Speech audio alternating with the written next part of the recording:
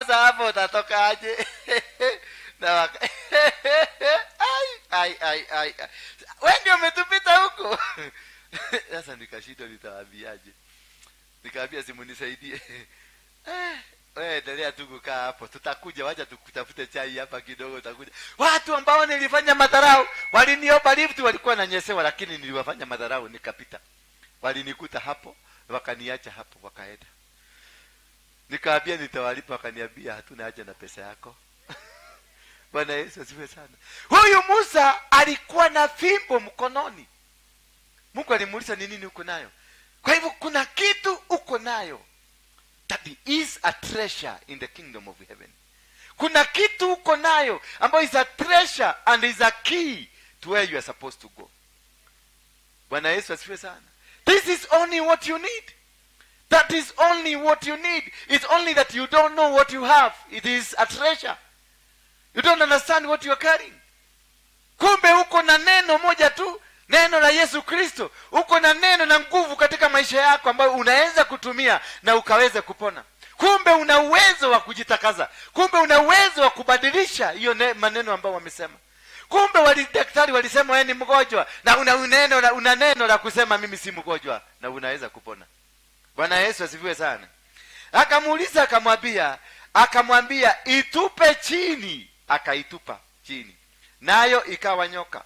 Musa akaambia nayo ikawa nyoka. Musa akakimbia mbele yake. Sasa can you imagine?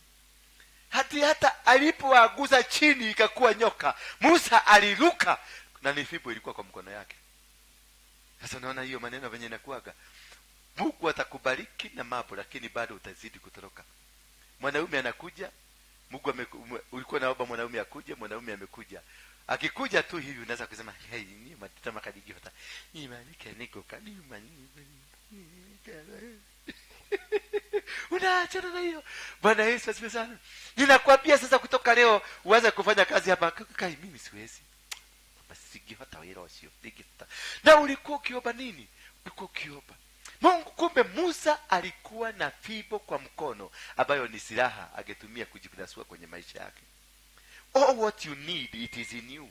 Hakuna kitu mpya ambao Mungu atakuletea ya kufanya wewe utoke kwenye hiyo maisha huko.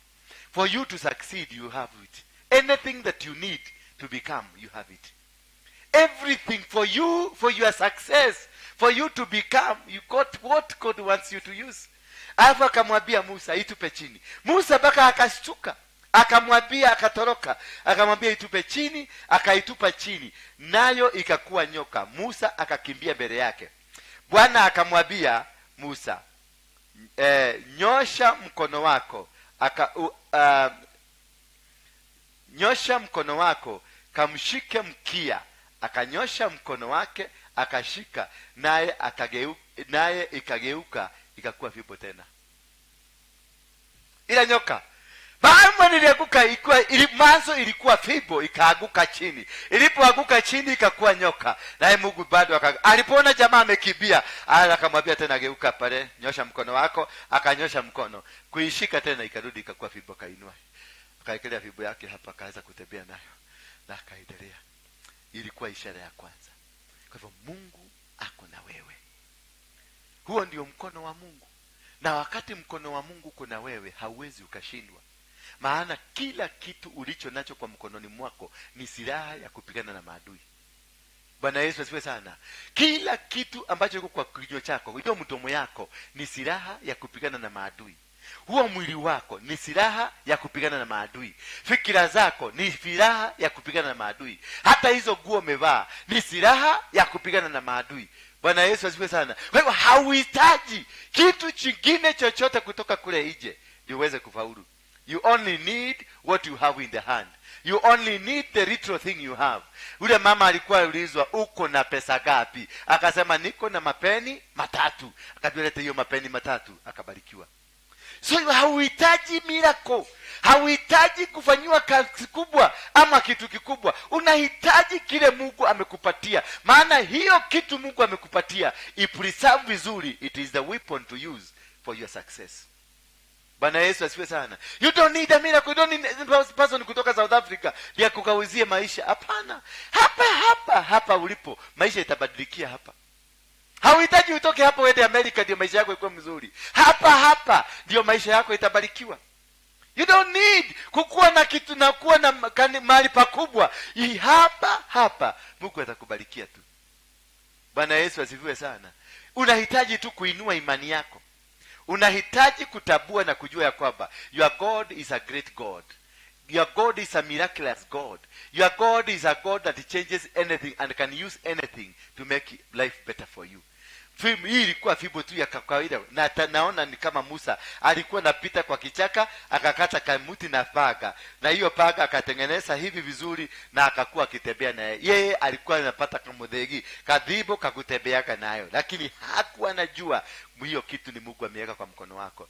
Hiyo kitu ambayo uko nayo ni Mungu aliweka kwa mkono yako. Haikuja kwa kubahatika. Hii nguo umevaa si nguo ati ilitengenezwa ikakuja ukaiokota kwa barabara. Ulienda kuinunua, na mahali ulinunua hii nguo zilikuwa ingine mingi, na si wewe ulikuwa kuanza kuona hii nguo, ni watu wengi walikuwa wameiona. Lakini hii nguo ikitoka China kwa factory, ilitoka China na imeandikwa jina yako. Ukiangalia katika macho ya kiroho, hii nguo iko na jina yako. Ndio kwa maana imekuja, imewekwa kwa meli, kwa container, imefika hapa, imeenda Gikoba na imekuja imekutafuta mpaka umepatikana.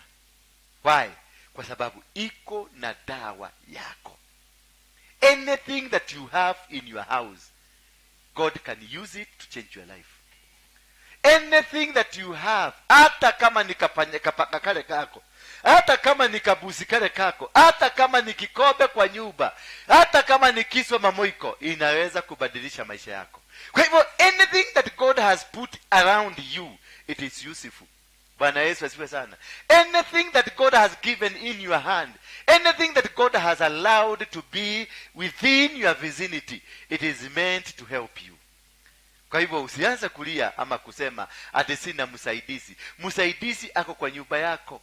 Musa alikuwa na msaidizi, maana hii fimbo ndio ilisaidia Musa hata wakati maadui walikuja. Hiyo fimbo ndio aliagulizwa na Mungu tena, uko na nini kwa mkono? Akasema niko na fimbo. Hakuwa nakumbuka ni ile fimbo ilibadilika ikakuwa nyoka wakati maadui walikuja, na angeiagusha tu bado ingekuwa nyoka ikule maadui watoroke, lakini alikaa bado akishikilia fimbo. Na hiyo ndio sura ya Mkristo, kusahau haraka. Maana hii fimbo ambayo ilianguka ikakuwa nyoka ni hiyo fimbo alikuwa nayo wakati maadui walikuja. Wakaona ndio hii mto ni kubwa, the river is too big and the enemy are coming. Wakaanza kulia, hata yeye mwenyewe akalia. Mpaka Mungu akamuuliza, Musa unalia kwa nini? Musa akasema sasa maadui ndio hawa. Na watu wengine wanamwambia, ni kwa nini ulitutoa Egypt? Tungewacha tukufie huko badala tukuje tukufe kwa jangwa.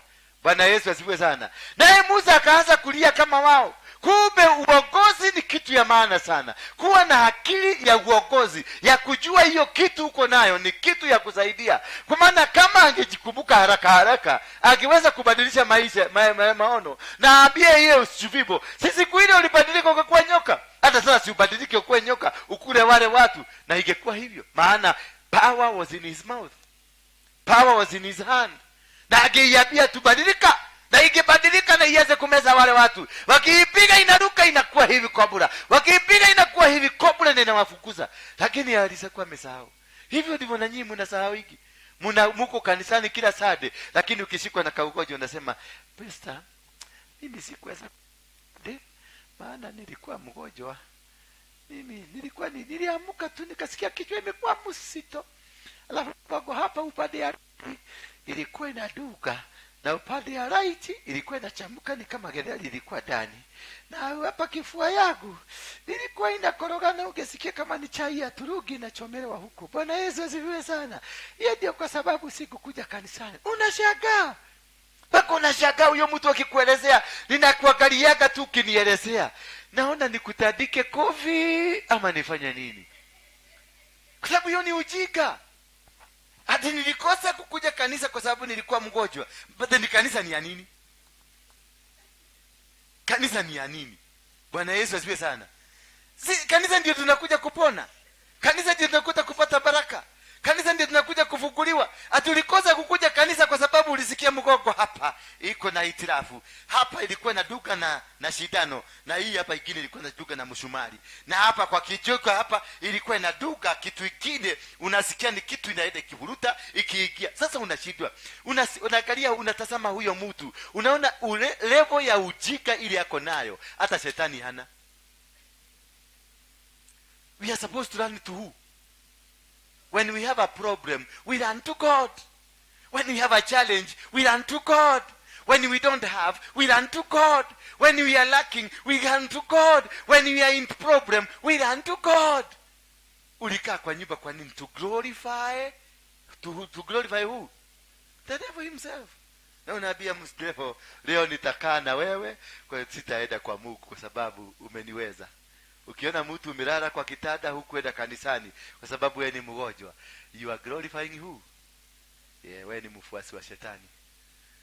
Bwana Yesu asifiwe sana. Ni wangapi wameshailala kwa nyumba kushindwa kukuja kanisani kwa sababu alikuwa mgonjwa? Inua tu mkono wako juu, inua tu.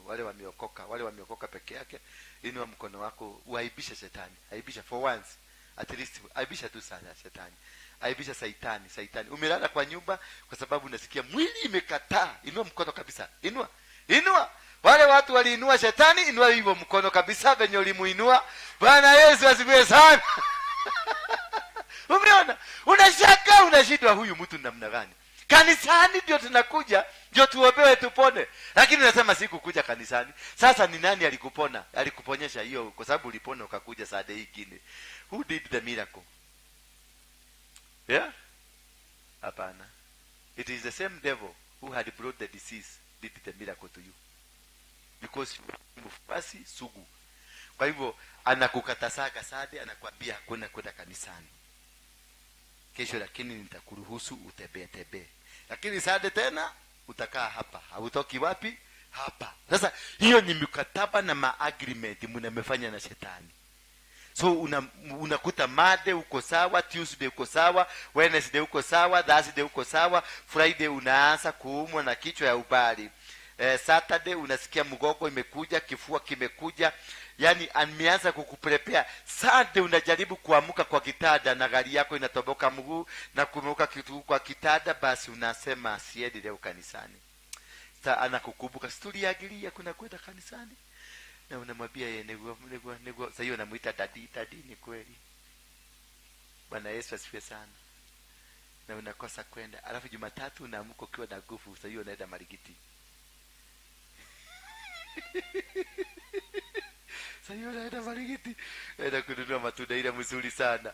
Bwana Yesu asifiwe sana. Hiyo ni mkataba. Ukiona uko kwenye hiyo style, kuna mkataba unakuaga nayo na shetani. Ukiamuka asubuhi ukute gari yako imetoboka miguu na ushindwe kwenda kanisani, kuna mkataba yako na nani?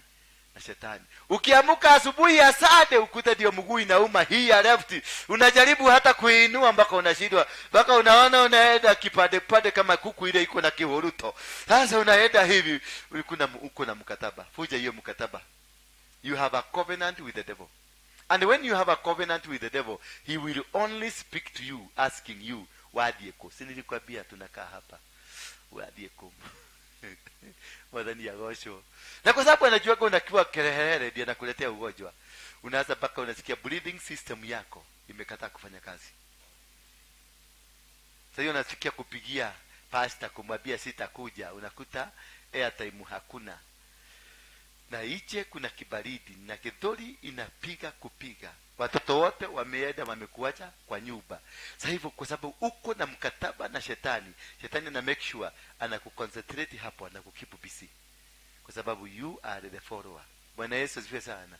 Kwa hivyo leo ninatarajia kuna watu wataokoka hapa kwa sababu nimeona watu kadhaa ambao ni wafuasi wa nani? Wa shetani. Wako na mkataba na shetani. Kwa hivyo ninatarajia nikisema watu wakuje waokoke, ninatarajia kuona watu wakiokoka hapa. Bwana Yesu asifiwe sana. Katika vazi ya 5 nasema ili kwamba wapate kusadiki ya kwamba Bwana Mungu wa Ibrahimu, Mungu wa Isaka, Mungu wa Yakobo amekutokea. Bwana akamwambia tena hivi, sasa tia mkono wako kifuani kifuani kwako, akautia mkono wake kifuani mwake, naye alipotoa, kumbe mkono wake ulikuwa una ukoma, umekuwa mweupe kama theluji. Kumbe Mungu anapo kuendesha, Mungu anapo kufanya preparation yako, kuna vitu vinakujaga fane na strange. That is very important for you to know when God is speaking to you. When God is speaking to you, he looks like he doesn't speak to you. Kwa sababu hii mkono alirusha kwenye kifua, alafu ikatoka ikiwa na ukoma. Huyo ni Mungu? Huyo ni Mungu? Yeah? Sasa Mkristo wa sasa ikiagwoko kwa kuwa unyodo-ine ushomoke kukeke na kuonokete guko kwena madhudo, mkono yako iko na madhudo yote imejaa, ulirusha hapa kwa matiti tu. Na unajua matiti ni tunanyonya sisi wanaume na watoto tunakulaka pamoja. Sasa nimerusha hapa, Bwana Yesu asifiwe sana, tumerusha hapa alafu kuchomoa hivi unakuta iko na madhudo. Mkristo wa sasa atasema ni nini? Devil, you are a liar. Devil, you are a liar. Shetani ashindwe. Sasa Mungu alipakagia mbinguni anasema huyo muda nigeni aje ta shetani. Devil, you are a liar. Na huyo Mungu mlikuwa na yeye 10 minutes ago, tena umerusha mkono hapa kuchomoa wiko na ukoma. Devil, you are a liar. Shetani sasa unaingia kwa kona moja nasema riboboroko tayara baba, hii shetani likatana. Sasa una shida, nani Mungu mlikuwa na yeye? A few minutes umeita Mungu shetani. Mungu akiwa mbinguni anatuangaliaga, anacheka tu, anakaa tu, anacheka tu peke yake. Kwa sababu ulikuwa na yeye 3 minutes ago, mkono umeweka hivi, amekwambia rusha mkono, imechomoka ikiwa ukoma. Kama ni wewe Musa ungefanya nini? Si kupiga duru tu. Ni kupiga duru kaya acha. Oh God help me. Oh God help me. Na ni yeye alikuwa anataka kumwonyesha mkono wangu uko juu yako. Kuna mambo ambayo tunapitia sasa, na hii maneno yote ni mkono wa Mungu anataka kukuonesha, I am with you and I will not forsake you, nor will I leave you. I will walk with you. Imagine sasa mimi pastor wenu hapa, niko na fibo, niitishe fibo, niagushe hapa ibadilike kwe nyoka. Mtasema nini? Modosho no mapepo. Osho modo, mimi nilikuwa kwa hiyo kanisa, nikaona nyoka ikiruka hivi. Kama madifaina wanaonaga hubwa, kuna difaina moja tulikuwa naye, alikuwa anaitwa Jega. Aliona hubwa pale, ikakuja atilipitia kwa dirisha, ikakuja hapa, ikakuja ikalalia madhabahu. Ilipolalia madhabahu, akaulizwa hiyo ni kusema nini? Akasema mchungaji wetu ni msherati. Ndio kama na hiyo hubwa ilienda wapi? Kwa madhabahu. Kumbe alikuwa anataka kiti ya upasta kanisa hii. Bwana Yesu asifiwe sana. Hebu sasa huyo ni kuona na haikuwa inaonwa na mwingine, ni yeye peke yake alikuwa naona. Ni agusa kafibo hapa, kakwe katia nyoka, kakwe kajagadika asa kufanya ama ile millipede, kale kakigunyo kale kanaitwa millipede. Kale kanaitaka kakifanya hivi. Kaanza kufanya kakienda hivi. Kesho mtakuja hii kanisa kweli? Hakuna hata mmoja atakuja hapa. Hata wale wanaamini kuna Mungu mbinguni, hata wale wamesikia Mungu akiongea, wataenda wakisema mimi nilisikia sauti ni kama ya Mungu lakini alikuwa shetani. Bwana Yesu asifiwe sana. But when God is showing that my hand is on you, he does strange things in your life. Whatever situation you are going through sasa, hiyo maneno, hiyo ugonjwa uko nayo, it is for the glory of heaven. Bwana Yesu asifiwe sana. Hiyo repercussion, hiyo kuchukiwa, hiyo kudharauliwa, hiyo kuonewa, hiyo kufukuzwa, it is for the glory of heaven. Bwana Yesu asifiwe sana. Don't look everything na unaona kitu yote baya unaona ni shetani. Hata kwa hizo vitu vibaya Mungu anakuaga. Bwana Yesu asifiwe sana. Na hata kwa hizo vitu vizuri sana mingi shetani anakuaga. Ukiona kamsichana kamrembo kama haka na ufikirie sasa umeagukia sasa umepata bibi mzuri, kumbe ni nyoka umepeleka kwa nyumba. Bwana Yesu asifiwe sana. Not all that glitters is gold. Bwana Yesu asifiwe sana. Na gold ukiangalia inakuaga si, it does not glitter, inakuaga si sura baya, lakini ndio iko na pesa. Ukienda uwekele kwa grams, unasikia gramu moja ni shilingi 1,100 ama 200, na nika gramu nika kitu kadogo, na unatajirika, unakuwa na pesa mingi. Kwa hivyo what God does in our life, you need to be very careful to interpret, to know whether this is God or this is the devil. Always do not find every bad situation that you are in ni shetani. Eti sasa duka yangu usiusi. Kai shetani amenikiria.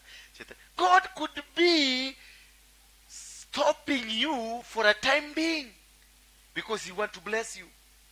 He's preparing you to lift the faith that is in you. Anataka kuinua your faith. Anataka kuinua your faith. Ndio ukue mtu ambaye ni strong. Atakapokupatia supermarket, you'll be able to run the supermarket. Lakini sio ati kutoka asubuhi hujauza no ya dwele tu. Mothe, ndio dwele tu. No mone kwa bako bile. Na sio ajira ni aroka na ndali aroka. Sasa hapo bado unaona ni shetani. Bwana Yesu asifiwe sana. Not in every situation the devil is there. God could be testing you. Huo ni mkono wa Bwana. Endelea kumsifu Bwana licha ya ugumu ya maneno unayoyapitia. Licha ya njia ambazo zimekuwa zimefungika. Labda ni Mungu amefunga kwa sababu hapo mbele kuna shimo. Na sababu unakuwa na kiherehere mingi. Anaona hii kiherehere, wacha niweke broad broko. Asiende pale kwa sababu atakufa na kupenda. Baada ya kulia sasa kutoka hapo ukuta kila mlango imefungwa, tunakimbia kwa pastor. Reverend Apostle, tukatayaga hii aliokiwa kemwe. Tegere nitagera kudakora milango yote imehike. Ule tatio, kai, ni tatio. Uro nitori koyo, kai. Kai Jehova, kai ni tatio. Milango ikile mehike. Apostle aliatukiwa kemwe. Apostle atakwikelia matano. Mnajua kuhoga watu wa Mungu. Na mnajua kuhoga Mungu haraka. Ninawekelea matano. Na kama before 10 minutes ningekuuliza kama unaweza kunirushia 500 ungeniambia kama kamoto akaidile na kedwe. No kuhopuka inyako kaudo. Nitokuona kaudo nikukwalelia baadaye nikugutumira. Lakini wakati kimeumana sasa hiyo hata ukiitishwa shilingi 10,000 unatoka ile ficha kwa suruali ya ndani huko keleka mfuko ya huko unachomoa na unapatia pastor kaka ndio kuzungumzie ndio anene neno moja tu la baraka. Bwana Yesu asifiwe sana.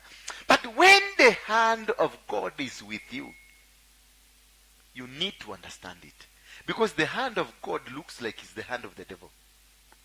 Angalia huyu jamaa aliambiwa arushe mkono kutoa hivi, ilichomoka ikiwa na leprosy, upere. Kuchweka, nuna imagine leo uthiite na hau kioro na hau ugishoka godi yaku hiana ta kiora.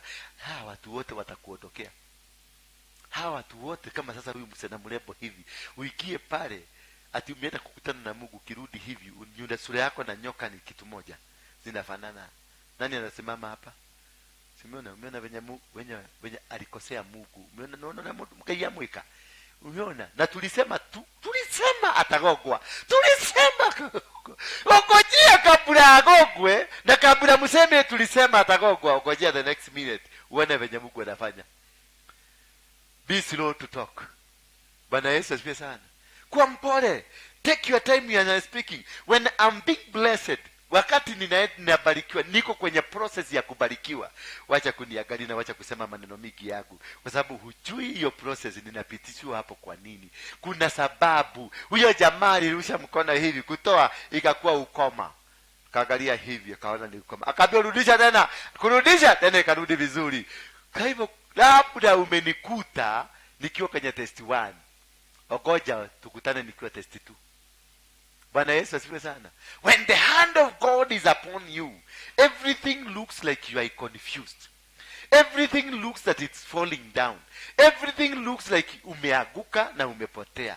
When the hand of God is with you, God will do everything to manifest himself.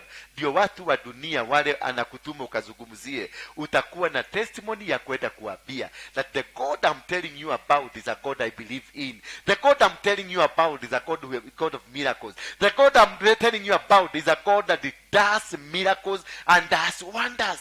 Because kama Musa hangepitia hiyo maneno, angesema nini kuhusu hiyo Mungu? Kama hangeagusa mti, ikuwe nyoka imeza manyoka zingine, basi hangesema what testimony? Hiyo maneno unapitia is a testimony God is building in your life, so that wakati utashika microphone, kila mtu utaambia mtu, mimi nilikuwa. That is why I love telling my story. Bwana Yesu asifiwe sana. That's why, because that is my testimony. Wakati nimefungwa, nimeenda jela, that is my testimony. Wakati nilikoni watu, that is my testimony. Wakati nilikuwa na wanawake wengi, that is my testimony, and I am proud of my testimony. So unacheka tu hapa, unasema pastor yetu anasemanga eko na watoto wengi, pastor yako anafanya iko na wanawake wengi, na wewe yako ikaandikwa. Unajua yako ni mimi niliachilia iandikwe kwa magazeti, yako ikaandikwa. Unajua itaandikwa pale ni breaking news. Ya story ya mahoga inatolewa kwanza, inawekwa yako kwa sababu yako itauza magazeti. Bwana Yesu asifiwe sana. Because all of you here, you have a past. Everyone here has a past, but you pretend it's like so mlidropiwa kutoka heaven mkaanguka hapa duniani. Lakini nikaweza kufungua chapter yako hivi, Mungu anifungulie, tufungue chapter tu yako hivi. Gazeti ya Nation itauzwa mwezi mzima ikiwa breaking news. Kila siku story yako moja, breaking news. The following day another story from you, not from another person, from you alone. Inakuwa ni breaking news. Why? God has put this story in you so that this story will be used to deliver somebody. Bwana Yesu asifiwe sana. The story you are in now, the situation you are in now is a story that is being kept for tomorrow's purpose, because that story itasemwa mahali, na itakaposemwa mahali itabadilisha maisha ya mtu. Bwana Yesu asifiwe sana. Watu wengi wanaokoka kwa sababu ya dola Waruinge wa Mugeke, si dola Waruinge mwokofu. Bwana Yesu asifiwe sana. Ile watu wengi wameokoka katika ministry yangu, hawajaokoka kwa sababu ya dola Waruinge mwokofu. Wanaokoka kwa sababu ya nani? Dola Waruinge wa Mugeke. Hauna hokiere.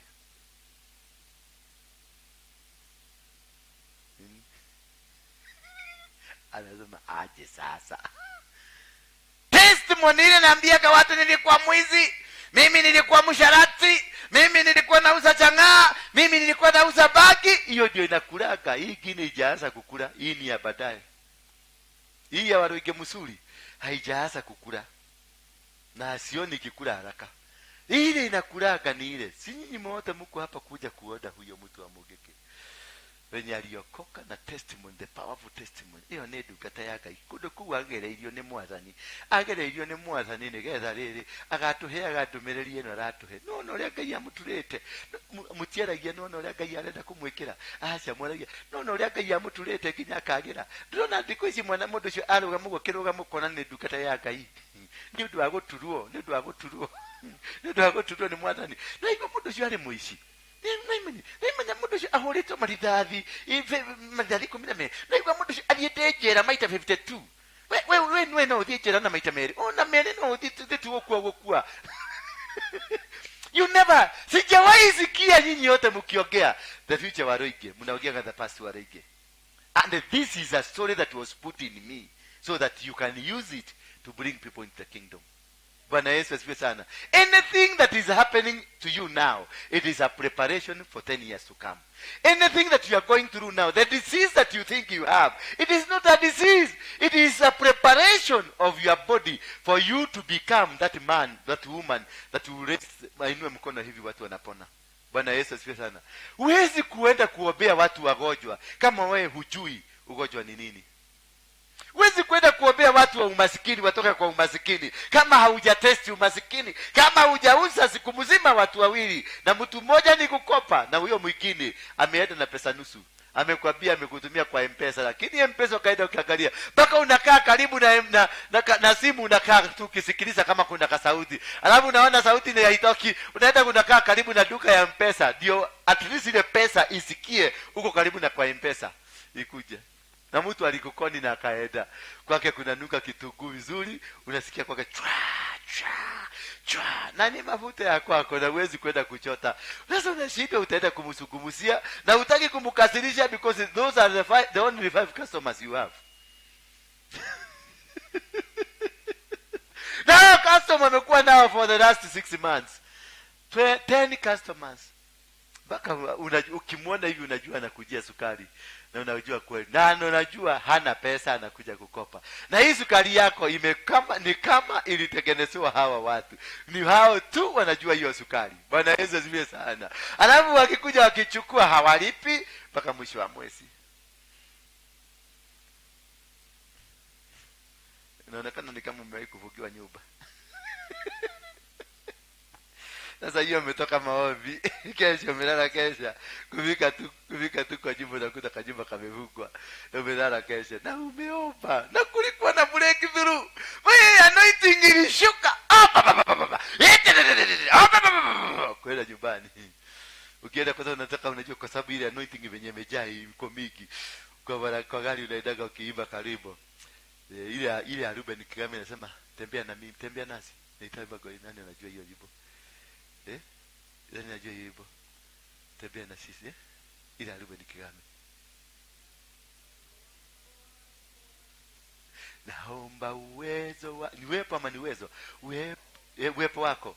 Utembea na sisi. Sasa kwa sababu uwepo, you are walking the presence of God.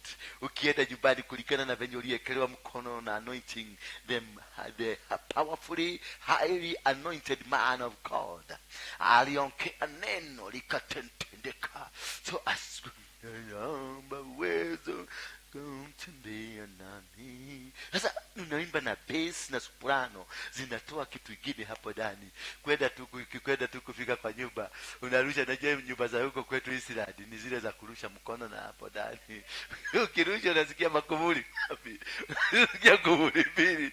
Unakaa hivi unashughulia, unaona hizi si yangu.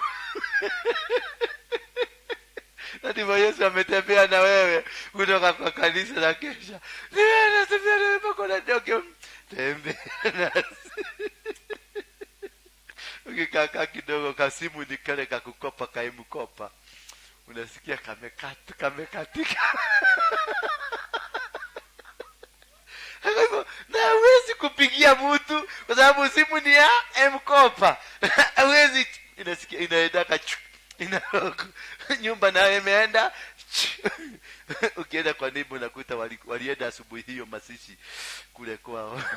Na huyo ndio neighbor tu unajua kuitisha pesa, anakupatia, anaenda kwao na ulikuja ukiiba. Tembea nasi. Sasa alitembea na wewe kwenda huko kakuta kufuli. Kwenda kuchukua simu. It can happen. Devil you are a liar. Devil you are a liar. Katika simu sasa nataka kupiga kwenda hivi unasikia kai na kamengulio. Nasema kai devil. Sasa hapo ndio naitaka Mungu na achana na devil isaraya. Unaita Mungu sasa. Oh my God. Oh my God. Acha niangalie neighbor. Kwenda kwa neighbor na pia na watoto walitoka jana asubuhi. Jana wakati ulienda kesha ndio walitoka. Unaona wanakuja hawakuji, watakuja Monday, walienda masishi. Na hiyo masishi ni ya Tuesday na sasa ni Friday. Nyumba unaangalia haujaoga na huyo ndio unavaaga ndio mnatashanaga nguo. Huyo ndio anaweza kukupatia tu nguo tu kucheji uoge. Na unanuka jazo ya kesha. Wewe hiyo diginite ni kuruka. Okay na sasa ukitoka umetoka na jasho mingi unakuta kufuli ndio hiyo. Na kasimu kameweka kufuli. That is now when you see the devil himself. But that is not the devil. It is God's manifestation. So you need to understand when the God is speaking to you and when the devil is doing his work. Because most of us, we are facing challenges. Kuna mama mwingine juzi hapa alitoka hapa. Hataki kuniongelesha. Ameenda. Kwa sababu ako na shida. Na shida anataka mimi nijue. Ako na shida. Na hiyo shida lazima niitatue. Sasa nashindwa. Nitajuaje? Mwadhani ya gocho. Wakati alikuwa amekata tamaa kabisa mpaka anasema hata huyu Mungu sitarudi kumsafu. Mungu akamwafanyia kamujiza. So oh my God. Oh my God. Jesus, I will live for you. I will work for you. I will live for you. Na 3 minutes ago alikuwa anaona shetani. Mwambie mwenzako kutoka leo onaga Mungu in every situation. In every situation. For a Christian, you are not supposed to mention the name of the devil. If you are a true Christian, you have no room in your mouth to speak, to mention jina shetani. You have no room. In every situation that you are in, ni Mungu. Kanyumba kako kakifugwa, unajua ni Mungu. Musa akikupiga mateke, unajua ni Mungu. Musa akikwambia hakuna chakula, ni Mungu. Bwana Yesu asifiwe sana. Endelea kumuinua Mungu despite the situation. irrespective of what is happening, naendelea kumtukuza huyo Mungu wako, maana katikati ya majuto, katikati ya mateso, kuna utukufu wa Mungu utajitokeza. God is writing a story that everybody will use for the benefit of the kingdom. That situation you are in, it is a story that is being written for the benefit of the heaven. Hiyo story inajulikana na malaika, na wameipreserve, wanajua kuna siku tutateremuka kuimba kutukufu na kusifu kwa sababu ya ushindi ambao unaenda kutendeka. Kwa hivyo katika hiyo hali usimuone shetani na usimfungulie kinywa shetani. Do not praise shetani. Bila attention kama ashito. Kama unakuta katika maneno 10 unasema shetani ako na maneno 9, Mungu ako na 1. Who are you marketing? You are marketing the devil. Forget about the devil. In that situation you are in, see God in that situation. In that whatever you are going through, it is God. Say, God, I thank you for having put me into this situation, because I know this situation will change somebody's life.